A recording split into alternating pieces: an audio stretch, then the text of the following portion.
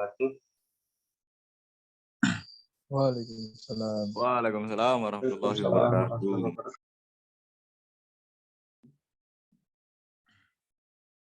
Di sini kami akan mempresentasikan mengenai materi Pancasila sebagai solusi problem bangsa.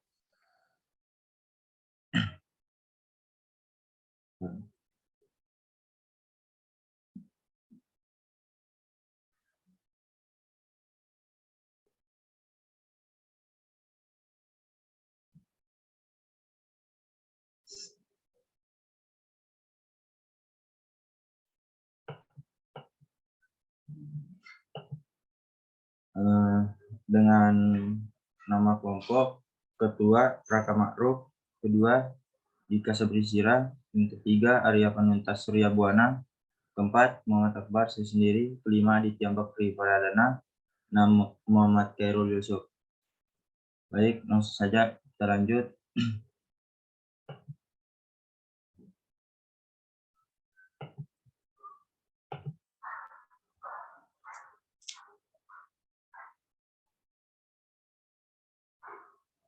Pancasila sebagai solusi problem bangsa. Apa itu Pancasila? Pancasila sebagai dasar negara juga disebut dengan dasar falsafah negara. Pancasila dipergunakan sebagai dasar untuk mengatur pemerintahan negara. Dengan kata lain, Pancasila digunakan sebagai dasar untuk mengatur seluruh penyelenggara negara. Pengertian Pancasila sebagai dasar negara dimaksud dalam bunyi pembukaan Undang-Undang Alinea 4 yang jelas dinyatakan sebagai dasar negara. Pancasila digunakan untuk mengatur seluruh tatanan kehidupan bangsa serta negara Indonesia. Hal ini mengandung arti bahwa segala sesuatu berhubungan dengan pelaksanaan sistem ketatanegaraan Kesatuan Republik Indonesia harus berdasarkan Pancasila.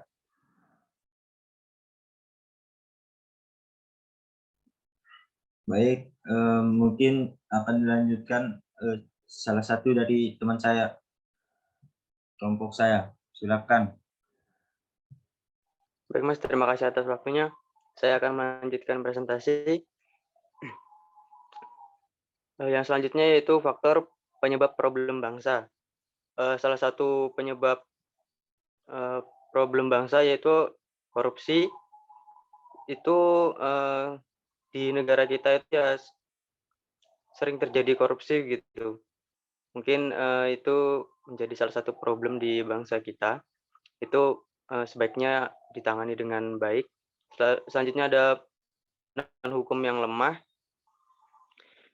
Mungkin di negara kita juga penegakan hukum itu agak kurang tegas gitu. Lalu ada kualitas pendidikan yang rendah. Mungkin jika di negara kita kualitas pendidikannya masih belum terlalu tinggi. Selanjutnya ada pengelola SDA yang buruk. Itu mungkin jika di negara kita ini pengelolaan SDA-nya kurang baik. Jadi mungkin untuk jika bekerja begitu mungkin hanya bisa jadi jadi bawahan begitu. Kadang ya kalau yang petinggi-petinggi itu dari orang luar. Selanjutnya kasus SARA yang merajalela. Ya mungkin kalau di negara kita itu mungkin masih ada ya beberapa kasus-kasus SARA gitu. Lalu ada kesenjangan sosial. Lalu ada juga kemacetan. Ya bisa kita lihat sendiri di daerah Jogja sendiri itu kadang macet, banyak macet juga. Lalu pengangguran. Mungkin kalau pengangguran ini di negara kita juga masih banyak yang nganggur gitu. Kadang di pinggir jalan masih ada yang minta-minta itu kan. Terus banyak daerah yang kurang diperhatikan. Ya mungkin kayak di daerah terpencil di negara kita itu kurang diperhatikan di daerah pelosok-pelosok. Mungkin bisa dilanjut Mas Akbar.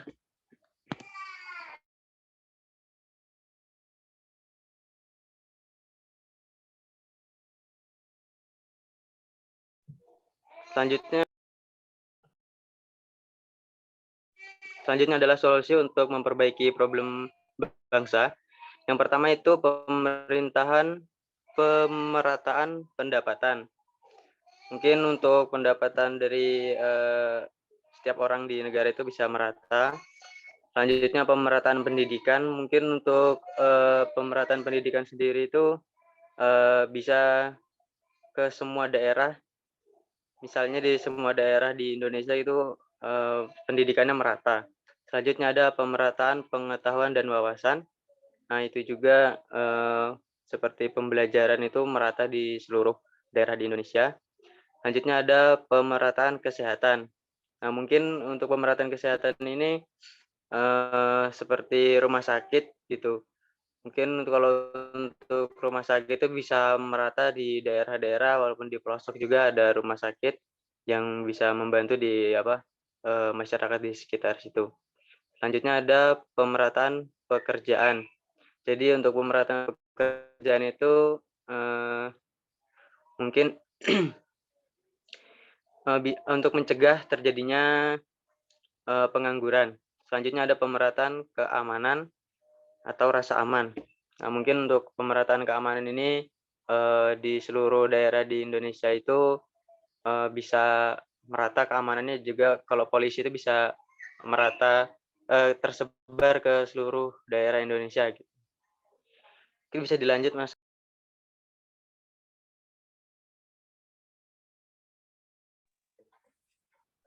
Ya, Baik, dari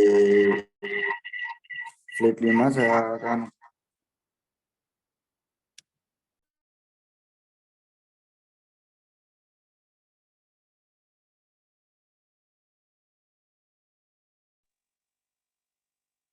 slide 5. Strategi pemahaman dan penerapan Pancasila dalam mengatasi problem untuk mencapai bangsa tujuan bangsa dan bangsa negara Indonesia. Sila pertama, ketuhanan yang Maha Esa.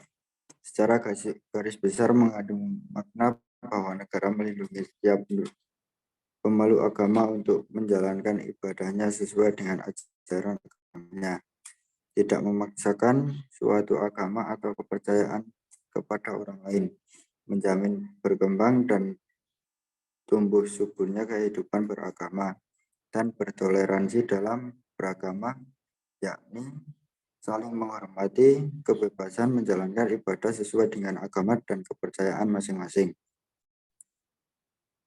Sila kedua, kemanusiaan yang adil dan beradab,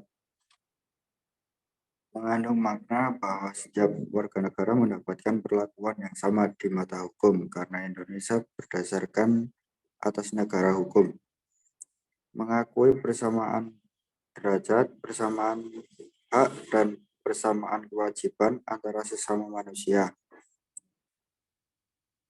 Nilai menempatkan manusia sesuai dengan hakikatnya sebagai makhluk Tuhan, menjunjung nilai tinggi kemanusiaan, bertingkah laku sesuai dengan adab dan norma yang berlaku di masyarakat.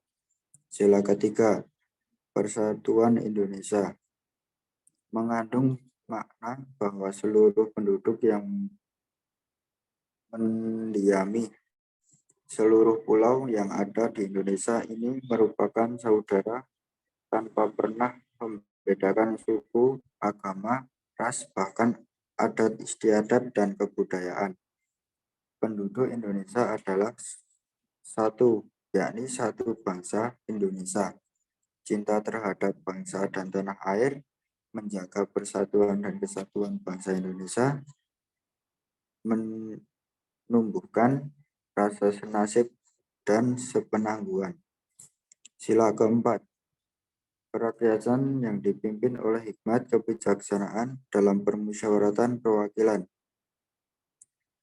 mengandung maksud bahwa setiap pengambilan keputusan hendaknya dilakukan dengan jalan musyawarah untuk mufakat, bukan hanya mementingkan segelintir golongan saja yang pada akhirnya hanya akan menimbulkan anarkisme. Tidak memaksakan kehendak orang kepada orang lain melakukan musyawarah, artinya mengusahakan putusan bersama secara bulat, baru sesudah itu diadakan bersama, mengutamakan kepentingan negara dan masyarakat.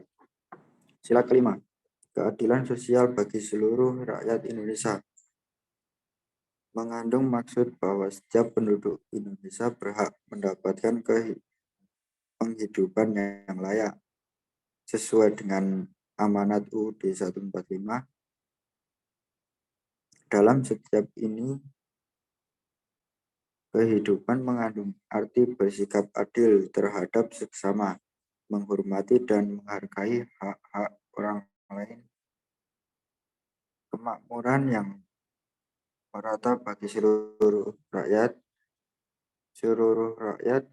kekayaan alam dan isinya dipergunakan bagi kepentingan bersama menurut potensi masing-masing.